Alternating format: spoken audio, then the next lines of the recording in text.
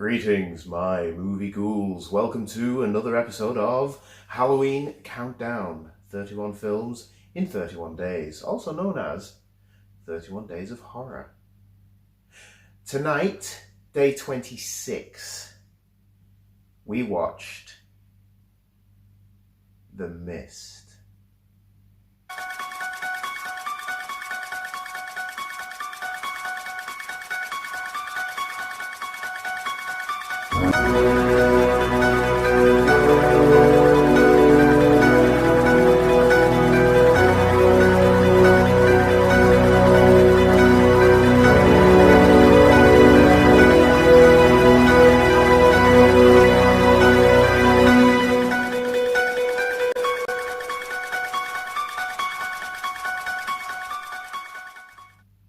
Adapted from the Stephen King novella, it is directed by Frank Darabont, who most people know from such things as Shawshank Redemption and the first series of The Walking Dead.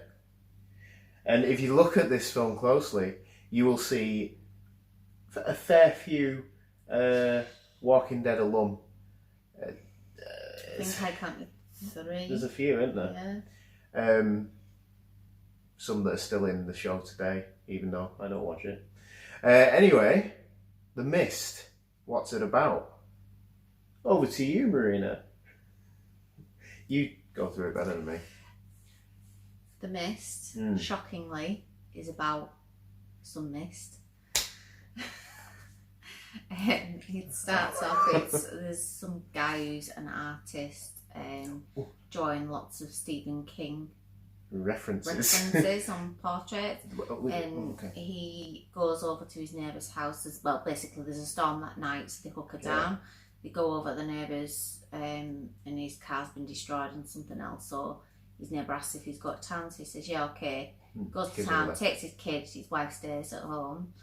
They're in sort of like a small town, shop, isn't it? Yeah, so small town shop, small sort of supermarket. And you sort of start hearing sirens and things, and people start racing about. And then the guy from The Walking Dead, I think they killed him off. Dale.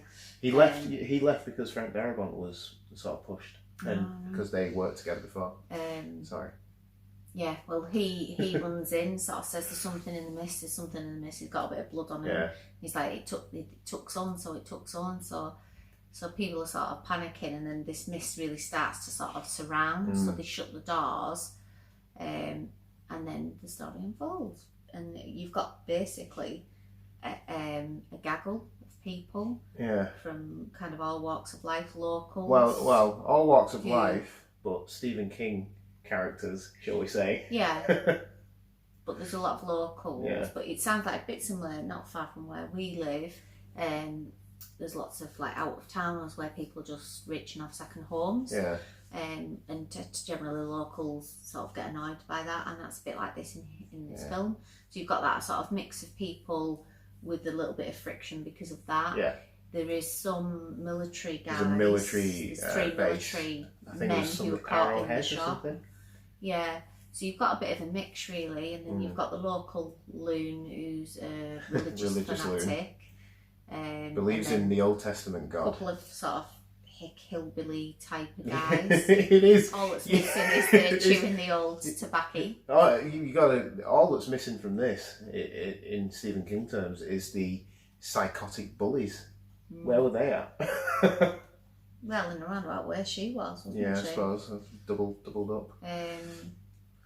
But yeah, they don't really get what's going on, but they're all too scared to go out. One of the characters from The Walking Dead, the one who always has a hair shaved off short. Carol. Yeah, she has a hair shaved off short in this. She's left her kids at home. She's basically nipped to the shop for 2 minutes to get some milk. She said, "I need to get back to my kids. Will anyone want me home? Will anyone?" No one will. But nobody really knows what it is. It's just mist. So it's a bit. So she walks out. You don't really know what happens to her. You don't. And then the guy who, from the beginning, who was the artist, he's sort of the main protagonist, isn't he? In it. Thomas Jane. Yeah. I don't know whatever he's called. He wanders around the back, and it's kind of a bit of a bloody Thingy Brothers act. He falls over, he knocks the power off. He turns the power off, doesn't he? Yeah. then he hits his head, and then he trips over again, and it's a bit like, it was a bit like circus-like. Yeah, well, And then where the shutters are down the backs, obviously where the supermarkets get everything delivered, it all starts bulging in, and as if someone's trying to get in. So he sort of goes out and says to them, "Don't he come in? This is really weird." Two of the kind of hicks. Yeah. He's the guy from Die Hard 2, and also Death from Bill and Ted's Bogus Journey. Yeah. They go through. And then the supermarket manager and sort of the young guy who's the Shermanator out of American Pie. So they all go through and they're sort of looking at it, and the two locals want to fix it. So they fix the generator. They start to pull the shutters up, and they've got it up about a foot. And the guy is saying, "Don't do it because I've told you," and they're all like dismissing him like he'd make it up, even though none of them will go out the front in the mist. And obviously, you know, Shermanator then gets pulled by this tentacle thing, and that's the kind of premise. They kind of so there's things in go this. back, tell everybody. People don't really believe them, but then they realise they do, and then it goes from different extremes, doesn't it? There's like little flies, but they're not little, big flies at the front of the windows because they've got lights on. Yeah. But then bigger creatures are drawn to them to like eat them. Bat creatures. Yeah, so then start like breaking the windows, not intentionally, they just try to get the food. Yeah. But like one woman's stung in the neck, and like her face all swells, and so you don't really know what they are or where they've come from. There's like almost an earthquake after the mist is there though. It's very, very Lovecraftian, if you know that. It's like monsters and ginormous creatures that, you know, we're nothing to them. We are the ants to those creatures. What year was this made, do you know? 2007. Right. The CGI. CGI's terrible. Yeah, it's not good. And to be fair, the first time I watched this, I didn't really enjoy it.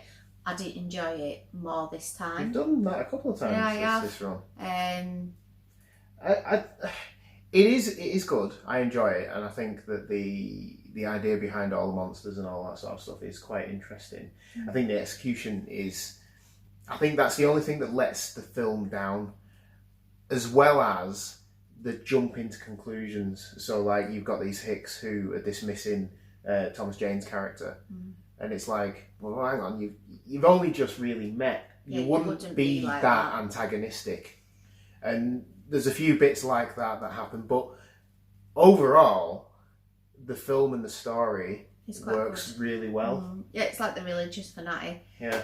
You just shut her up, and one old woman she throws her kind of thing at her because she's sort of worrying everybody. But because she's saying all this stuff and a bit's time in with what she said, but it is just circumstance. It isn't anything to do with biblical. Or is it? No, it isn't. Or is it? No, it's not. But people start to listen to her because people act strangely in situations like that. So she does get a bit of an audience. And it gets to a bit of a head where, shut the fuck up. It gets to a bit of a head where she wants to take the artist's son basically and chuck him out. No, I thought they wanted to keep him. No, they wanted to get...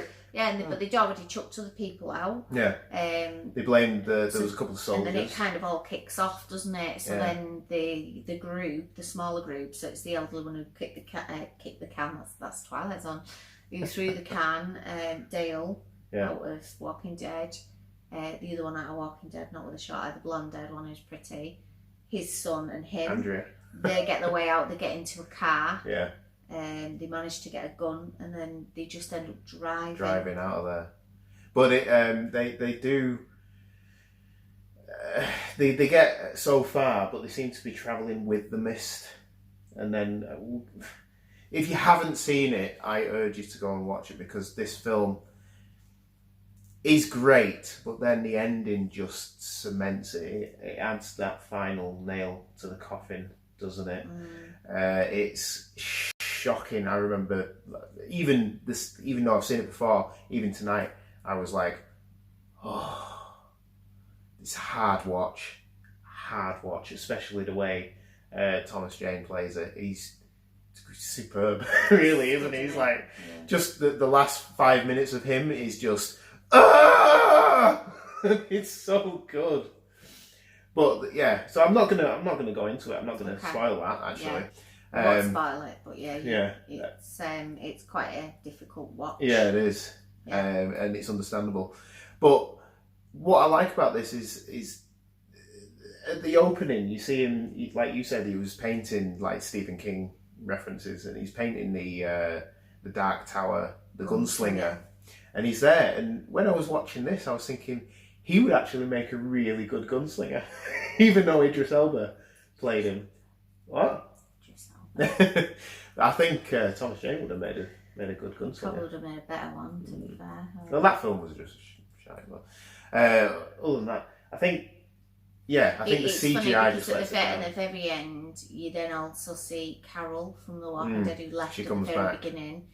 She kind of goes past, and she's got kids with her, so she survived. It, and most of the others who were out didn't. So it's almost like, as well, all these people who have died and have been maybe punished by a higher order or something. Because if you notice, the guy, one of the guys, it's Toby Jones, brilliant British actor, he shoots the crazy religious lady. A couple of seconds later, he's taken out by one of the monsters. So maybe they are being punished by something. It's an alright film. There's bits of it I got a little bit thingy with, but bits are good, and I think there's a couple of bits that you do sort of remember and take with you. I'm going to give it a 3.5 ghouls. I'm going to give it a 4, because other than the CGI, I think everything else works for it, and I think it's a really, really well adapted book. I think some of the body horror aspects and elements of it are quite frightening. Like there's a scene where they go into a pharmacy and there's spiders, but these spiders they weave burning webs of acid. And also lay eggs in people, and it's gross. But what you said last night was about Stephen King not making good endings. I think this has a good ending. It's standalone. But we don't know. I haven't read the novella, so it might not end like that. I don't know if I have. I don't know. But give it a watch. Yeah, do it. Be prepared for shock. I'm not too sure what the TV show was like. I heard that it deviated from the giant creatures in the mist, and it was all sort of psychological and more inferred. No, inferred, is that the right word? Yeah. So, but I think we watched one episode of it and didn't like it. So let's have another film. Yeah, no, I'm just saying. It's all linked. Okay. Anyway, thanks for watching. You can like, share and subscribe, and make sure you tune in tomorrow night for another episode of Halloween Countdown. I'm sorry, I don't know what the video will be. I'm not too sure what the film will be. But you can also find my podcast, the Man About a Dog Movie Podcast, or Mad Movie Pod. And that is on SoundCloud, iTunes, Apple Podcasts. Have a listen and leave us a review on iTunes. And that'll do it, I think. Thanks for watching, everybody. Sleep tight. And remember, shop smart, shop smart.